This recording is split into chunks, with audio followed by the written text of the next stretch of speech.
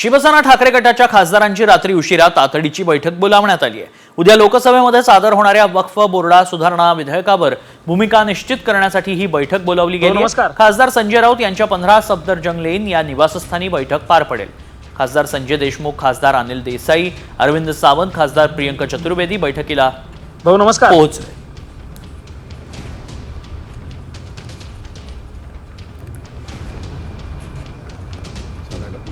उद्या लोकसभेत हजर राहण्यासाठी 3 ओळींचा व्हीपही जारी केला गेला आहे।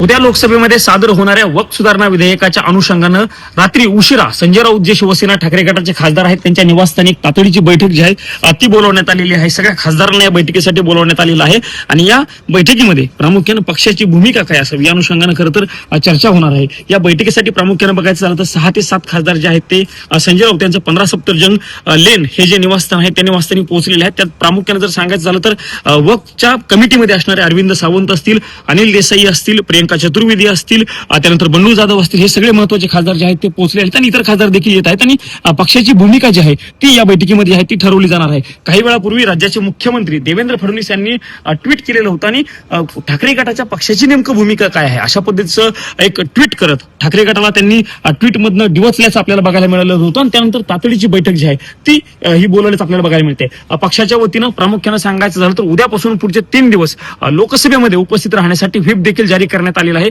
उद्या या बिलावरती 8 तास साधारणतः चर्चा होणार आहे। त्यामुळे बघावं लागणार आहे की ठाकरे गटाची किंवा ठाकरे पक्षाची भूमिका, उद्धव ठाकरेंच्या पक्षाची भूमिका काय असणार आहे हे देखील बघणं महत्त्वाचं असणार आहे। पण त्या पार्श्वभूमीवरती रात्री उशिरा ही तातडीची बैठक बोलवली आहे। ती बैठक अत्यंत महत्त्वाची आहे असंच आपल्याला एक प्रकारे म्हणावं लागणार आहे।